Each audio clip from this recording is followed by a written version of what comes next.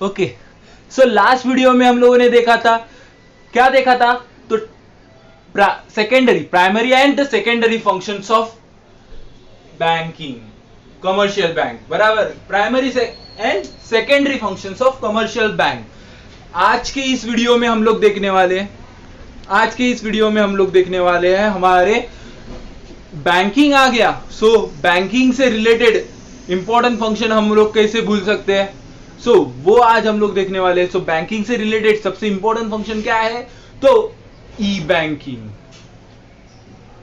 हम लोगों ने ट्रेडिशनल वेज भी बैंकिंग देख ली, अभी न्यू जो फैसिलिटीज आ रही है, ई बैंकिंग। ई बैंकिंग माने electronic banking, which is means to आप लोग घर पे बैठ के कभी भी बैंकिंग ट्रांजैक्शंस या फिर बैंकिंग फैसिलिटीज यूटिलाइज कर सकते हो। यूटिलाइज मतलब यूज कर सकते हो। सो कैसे? तो सबसे पहले हम लोग ई बैंकिंग क्या है वो देख लेते हैं। E banking is derived from the term electronic banking. Electronic banking से ये ई बैंकिंग ये वर्ड लिया गया है। E-banking, also known as a virtual banking or online banking, is a system that allows the customer of the bank to undertake all the functional transaction through customized system. मतलब क्या? So E-banking उसे ही हम लोग online banking या फिर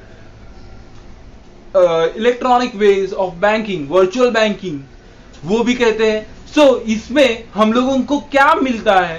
सो इसमें हम लोगों को एक इलेक्ट्रॉनिक प्लेटफॉर्म मिलता है और उस प्लेटफॉर्म के थ्रू सारी चीजें जो हम लोग एक बैंक में जाके मिलता है वही हम लोगों को यहाँ पर एक अलग सिस्टमाइज, कंप्यूटराइज वाइज सिस्टमाइज करके यहाँ पर प्रोवाइड की जाती है, डिलीवर की जाती है। Okay, so in other words, an account holder can deposit or transfer money to and from his account transfer of funds from one account to another and also get the information of his account online without going to bank. Oxford dictionary में इसकी banking, e banking की definition क्या दी हुई है? A method of the banking in which the customer conducts the transaction electronic via the internet. समझ में आया?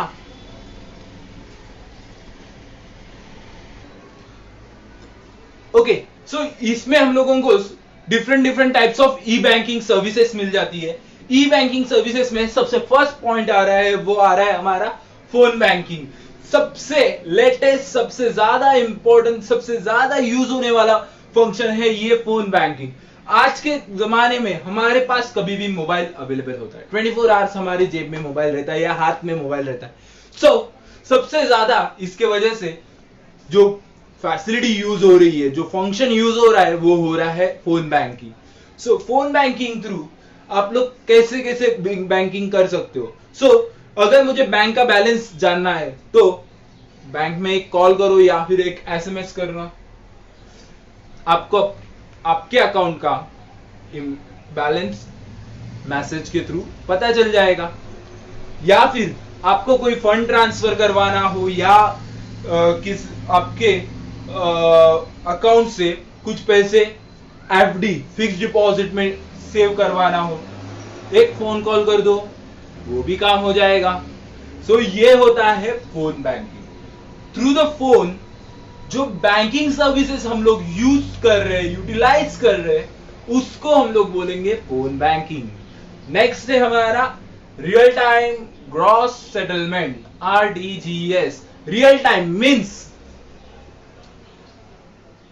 तुरंत, क्विकली, रियल टाइम मीन्स तुरंत, क्विकली। और ग्रॉस सेटलमेंट मीन्स पैसों की हेराफेरी, सिंपल, पैसों की हेराफेरी। Okay, so real time gross settlement मतलब क्या हो गया?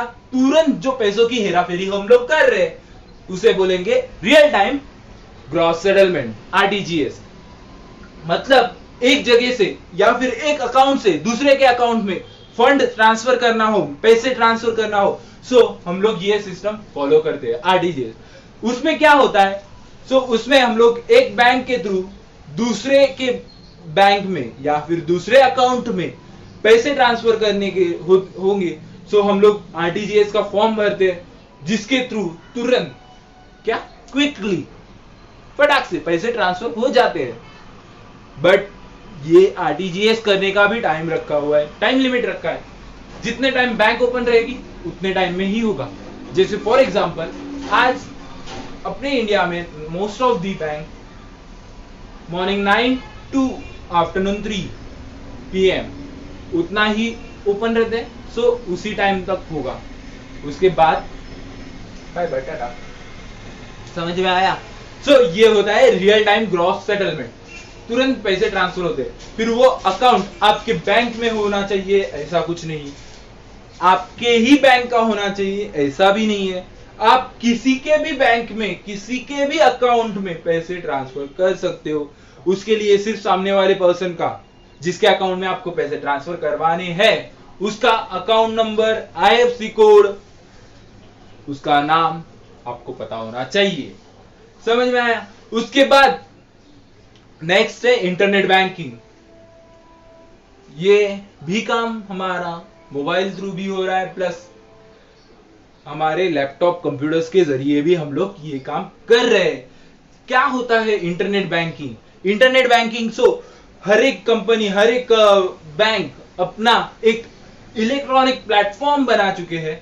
हर एक बैंक उस इलेक्ट्रॉनिक प्लेटफॉर्म पे उन्होंने क्या काम किया है, सो जो भी फैसिलिटीज वो प्रोवाइड करते हैं, आपको डिलीवर करते हैं आप लोगों को, वो सारी प्लेटफॉर्म उन्होंने एक विंडो, एक उनके वेबसाइट पे लाके लॉन्च कर दी है।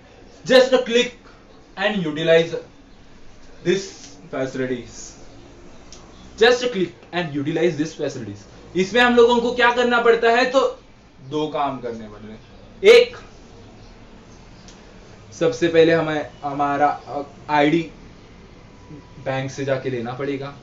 दूसरा, पासवर्ड लेना पड़ेगा। उसके लिए हम लोगों को इंटरनेट बैंकिंग रजिस्टर करना पड़ता है। बस ये रजिस्टर करने के बाद बैंक एक आईडी और एक पासवर्ड आपको घर पे भेजेगी थ्रू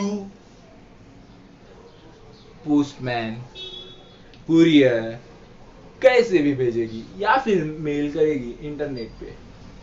सो उसके जरिए आप लोगों को आईडी पासवर्ड मिल जाएगा, और वो आईडी पासवर्ड आपको जब भी ट्रांजैक्शन करने हो या फिर जो भी फैसिलिटी यूज करनी हो, जैसे फॉर एग्जांपल मेरे अकाउंट में अभी समझो पैसे ज्यादा पड़े हुए हैं, सो वो पैसे मैं क्या करूंगा, यूटिलाइज नहीं करने वाला हूं ना, मैं एक्स्ट्रा पड़े हुए, सो FD करके रख देता हूं। हर महीने मेरे पास पैसे इतने बच रहे हैं, RD करके रख देता हूं, RD करके रख देता हूं, जिससे क्या होगा, मुझे बेनिफिट होगा। क्या बेनिफिट होगा? सो प्रॉफिट, पैसा, इंटरेस्ट मिलेगा ना, बराबर। सो ये है हमारा इंटरनेट बैंकिंग। सो उसके लिए मुझे क्या दो चीजें लगेगी, आईडी पासवर्ड, और ये पासवर्ड हमें हमेशा हमारे पास ही रखना है, किसी और को देने की जरूरत नहीं है। ओके, इंटरनेट बैंकिंग हो गया। उसके बाद हो गया core banking. Core banking means क्या, सो हम लोग जिस बैंक में, जिस ब्रांच में अभी समझो मैंने एक्सिस बैंक में अकाउंट ओपन किया, एक्सिस बैंक के नालासोपारा के ब्रांच में मैंने अकाउंट ओपन किया।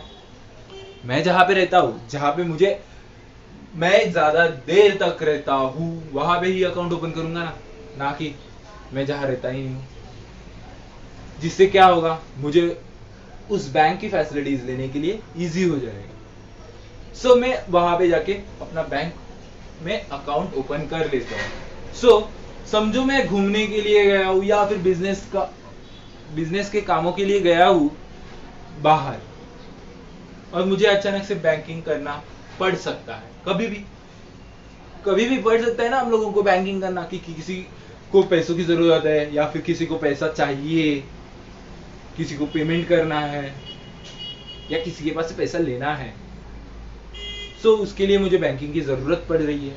तो वो बैंक तो मैं किसी भी ब्रांच में जाके नहीं कर सकता। क्यों? क्योंकि मेरा अकाउंट कौन से ब्रांच में है, सो वहां पे जाना पड़ेगा मुझे, बराबर। सो वैसे ही बट अगर मेरे पास कोर बैंकिंग ये फैसिलिटी अवेलेबल है, तो मैं इंडिया के किसी भी उस बैंक के ब्रांच में जाके जो बैंकिंग फैसिलिटीज चाहता हूं वो बैंकिंग फैसिलिटीज मैं वहां से ले सकता हूं, यूज कर सकता हूं, यूटिलाइज कर सकता हूं। क्यों? क्योंकि मेरे पास कोर बैंकिंग ये फैसिलिटी अवेलेबल है। समझ में आया? उसके बाद आता है आपका electronic fund transfer. Electronic fund transfer EFT, electronic fund transfer. Electronic fund transfer means हम लोगों ने देखा है डायरेक्ट डेबिटेड या फिर direct credited. So direct debited और डायरेक्ट क्रेडिटेड मतलब क्या? मैंने पहले से ही इंस्ट्रक्शन देके रखा हुआ है मेरे बैंक को कि इस तारीख को, इस डेट को मेरे अकाउंट में से ये लाइट बिल, ये टेलीफोन बिल पेड हो जाना चाहिए, पेड हो जाना चाहिए। सो पैसे जा रहे अकाउंट्स का उल्टा, अकाउंट्स का उल्टा। Debit what comes in, credit what goes out का उल्टा। डेबिट व्हाट कम्स इन ना, बट इन बैंकिंग सिस्टम में उसका उल्टा काम होता है। मेरे पास से पैसे जा रहे हैं ना, तो वो डेबिटेड होगा। तो वो क्या होगा? डेबिटेड होगा। उसे हम लोग बोलेंगे डायरेक्ट डेबिटेड। उसे हम लोग क्या बोलेंगे? Direct debited. और डायरेक्ट क्रेडिटेड मीन्स क्या? सो डिविडेंड, इंटरेस्ट किधर से आना होता है? किधर से आता है? हमारे शेयर होल्डर्स के पास से, शेयर से जो हम लोगों ने परचेस करके रखे, या फिर हमारे पास जो डिबेंचर्स है उनके पास से। सो वो पैसा आते ही मेरे अकाउंट में डिपॉजिट होना चाहिए। वो काम भी मेरा बैंक मेरे बिहाफ में कर रही है, और उसे हम लोग बोलते हैं electronic fund transfer. Electronic fund transfer मुझे पता भी नहीं ये काम हो चुका है, इसके लिए उसको हम लोग ने डायरेक्ट ये वर्ड डाल दिया, direct fund direct debited, direct credited. समझ में आया क्या? नेक्स्ट है डेबिट कार्ड्स। ये मुझे किसी को सिखाने की जरूरत तो है नहीं, फिर भी एक बार आपको बता देता हूं। डेबिट कार्ड्स ये हर एक सेविंग अकाउंट होल्डर, हर एक करंट अकाउंट होल्डर को अवेलेबल होता है उनके बैंक के थ्रू। उसके ऊपर उन लोगों का एनुअल चार्जेस लगता है। ये काम क्या करता है? सो ये हम लोगों को जब भी शॉपिंग करनी हो तो वो काम आता है, या फिर मुझे कभी भी पैसों की जरूरत पड़ती है तो मैं इस डेबिट कार्ड के थ्रू किसी भी एटीएम में जाके ऐसे विड्रॉल कर सकता हूं। ये काम करता है। आज के जमाने में इसको एक दूसरा भी नाम दिया हुआ है, क्या है? तो वो है प्लास्टिक मनी। सो वो है प्लास्टिक मनी, क्योंकि हम लोगों को करेंसी लेके जाने की, पैसे लेके जाने की जरूरत नहीं पड़ती। कहीं पे भी क्या करना पड़ता है? जो चाहिए वो परचेस कर लिया, कार्ड निकाला जेब से और स्वाइप कर लिया, कार्ड निकाला जेब से और स्वाइप कर लिया, स्वाइप कर लिया, पासवर्ड डाल दिया, खत्म। करेंसी कागज निकले क्या? नहीं, प्लास्टिक का एक कार्ड निकला, इसके लिए उसको बोलते हैं प्लास्टिक मनी। समझ में आया क्या? उसके बाद ATM. ATM automatic teller machine. Automatic teller machine मतलब क्या? सो यहां पे हम लोग डेबिट कार्ड थ्रू, या फिर अभी अभी बहुत सारी कंपनीज मींस बहुत सारी बैंक्स आपको क्रेडिट कार्ड थ्रू भी कैश विड्रॉल ऑप्शन दे रही है।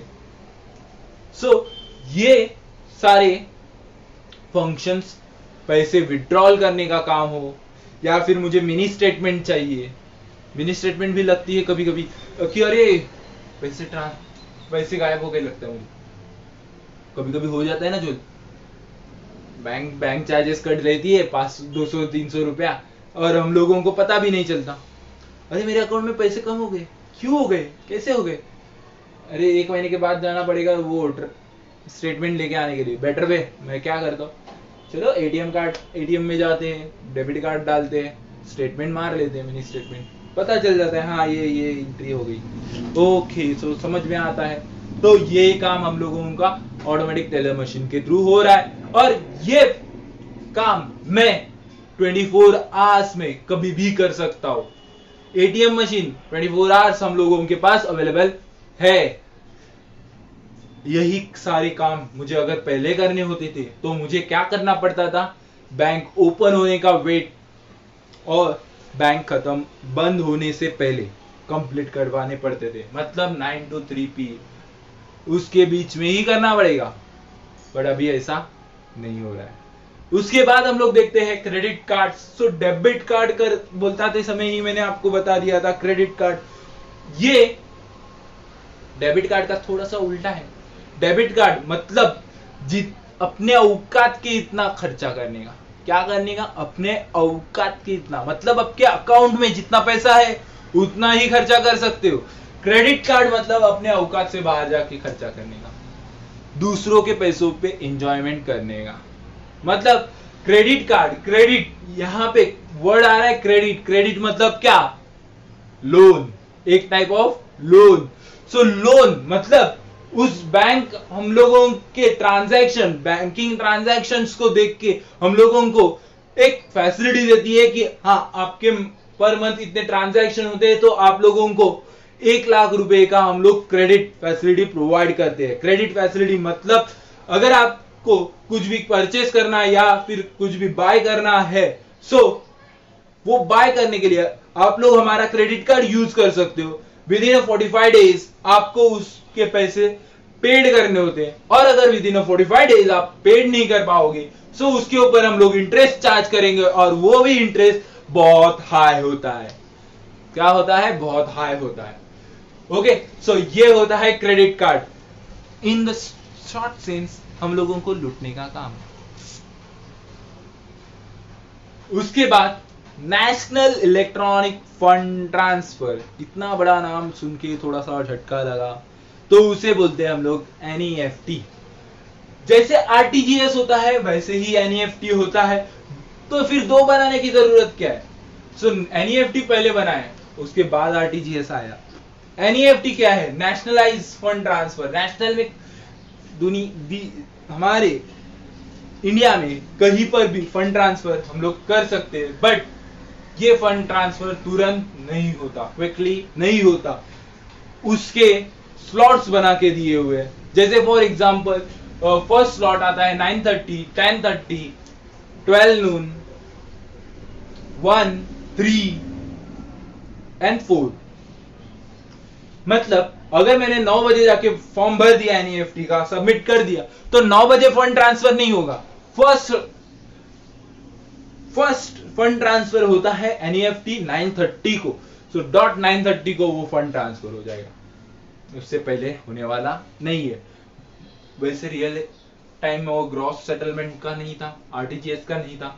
RTGS तुरंत क्विकली, जैसे मैंने फॉर्म फिलअप किया और सबमिट किया, क्लिक करेंगे, फंड ट्रांसफर। समझ में आया?